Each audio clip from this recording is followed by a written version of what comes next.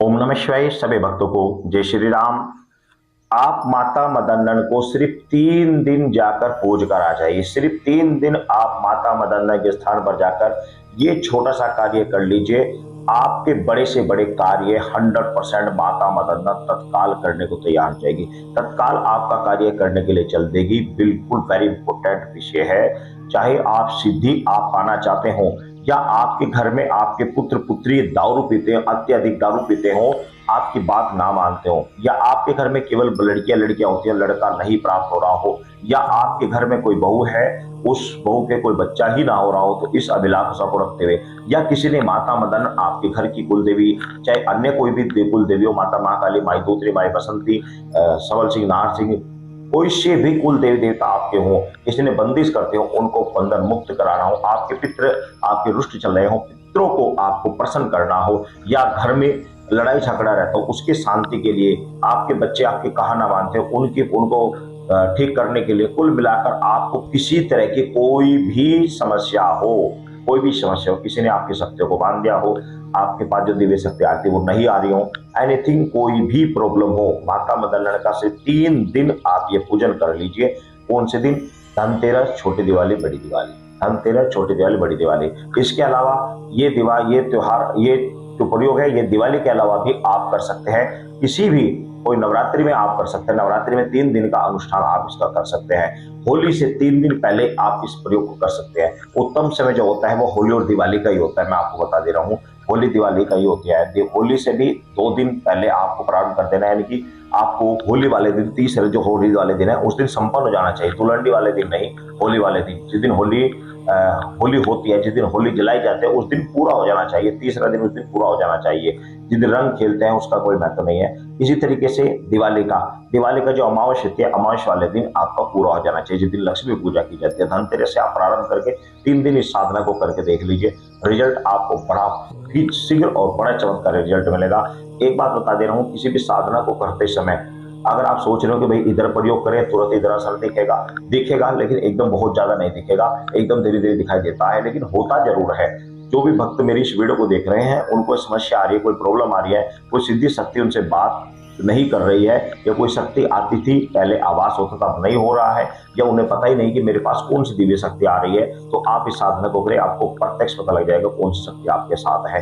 किसी न किसी माध्यम से माता तुरंत आपको बता देगी। आप 3 दिन इस कार्य को करके देखें, माता तुरंत चलेगी और आपके कार्य को करने के लिए तुरंत खड़ी हो जाएगी। कुछ नियम और कुछ एक वेरी इंपॉर्टेंट चीज है जो मैं आपको वीडियो में बता दूंगा एंड में, कि इस चीज का आपको विशेष ध्यान देना होता है इस कार्य को करने के लिए। तो करना क्या है, आपको धनतेरस के दिन, चाहे सुबह करें या शाम करें, एक समय निर्धारित कर लें। आपने 1 लोटा जल ले लेना है, तिलक के लिए थोड़ा सा सिंदूर ले लेना है, 2 पुष्प, आपको लाल रंग के 2 पुष्प ले लेने हैं। समान ध्यान से समझ लेना जो जो मैं बता रहा हूँ। इसके अलावा आपने एक दीपक ले लेना है, सरसों के तेल का दीपक ले लेना है, थोड़ा सा कपूर आपको ले लेना है, जलाने वाला कपूर, थोड़ा सा कपूर आपको 2-3 टिक्की आपको कपूर की ले लेने हैं। साथ ही आपने 5 पीस लड्डू के आपने माता मदन के लिए, और 2 पीस लड्डू आपने उनके प्रेत के लिए। माता मदन के साथ उनका प्रेत रहता है, 2 लड्डू उसके और 5 लड्डू माता मदन के।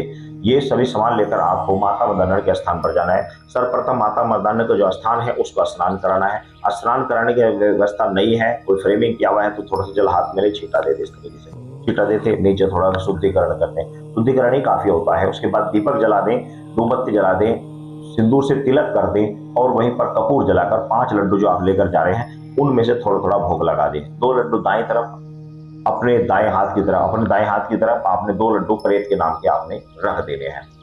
अब एक बात गूढ़ रहस्य बता दे रहा हूं कि यदि आपके परिवार में या आप खुद भी दारू पीते हैं, तो आपने दारू का एक पौवा भी लेकर जाना है। देसी दारू का एक पौवा आपको लेकर जाना है। 3 धार आपने वही कपूर के बराबर में ही 3 धार दे देनी है। 2 धार आपको जो प्रेत है, प्रेत के लड्डू के पास 2 धार दे देनी है। पौवे को खुला वहीं पर जो आता है गत्ते में, जो आता है पौवा देसी दारू का गत्ते में जो आता है, उसको लेकर चले जाए और उससे भोग लगाकर वहीं पर छोड़ कर जाए। तीनों दिन यही सामान आपका जाएगा। यदि आप घर में दारू पीते हैं या घर परिवार में कोई भी पीता है, तो दारू अवश्य जाएगी। बात ध्यान रखना, शुद्ध में नहीं चलेगा, क्योंकि आप खुद सड़भंग में है तो शुद्ध में कैसे चल जाएगी।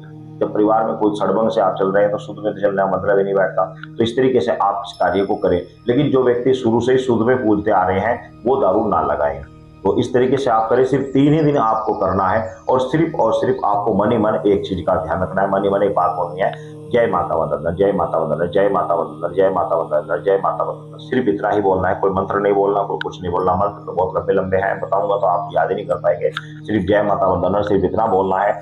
और जिस समय ये सब सामान आप दे दे, चढ़ा दे, उस समय जब माथा आप टेकेंगे तो ध्यान रखना, माथा टेकते समय आपका ना जमीन पर टच होना चाहिए, फर्श पर टच होना चाहिए। यानी कि आपको 3 बार माता के सामने नाक रगड़नी है, 3 बार माता के सामने नाक रगड़नी है। कोई शर्म वाली बात नहीं है। देवता लोग माताओं के सामने, सभी देवता लोग भी आकर शीश नवाते हैं। हमारी तो औकात ही क्या है, हम तो कुछ भी नहीं है। ये एक ऐसी शक्ति है जो प्रसन्न हो जाती है तो बड़े बड़े घर को भर देती है, और जब रुष्ट होती है तो बड़े घर को भी बर्बाद कर देती है। और ये एक ऐसी शक्ति है जिसको चाहे रोक देती है, जिसको चाहे चालू कर देती है। ये एक ऐसी शक्ति है, इसको आप मना लो, बाकी आपको कुछ भी करने की आवश्यकता नहीं। ये अगर प्रसन्न हो जाए तो बड़े से बड़े कार्य सिद्ध कर देती है। अब गूढ़ रहस्य की बात आपको बता दे रहा हूँ कि जो वेरी इंपॉर्टेंट चीज वो ये है कि जिन परिवारों में माता मदन्नन पूजी जाती है वो ही इस कार्य को करें। जो माता मदन्नन को नहीं पूजते या नहीं पूजना चाहते या जिनको पता ही नहीं, वो ना करे। क्योंकि आपके इस पूजा करने से आपके कार्य तो सिद्ध हो जाएगा, लेकिन फिर भविष्य में आपको माता मदन्नन पूजनी पड़ेगी। एक बार आपने इसको पूज ली तो भविष्य में आपको पूजना पड़ेगा।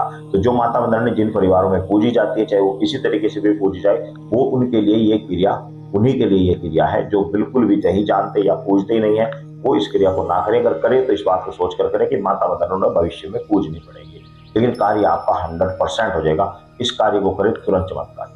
सभी भक्तों को जय श्री राम।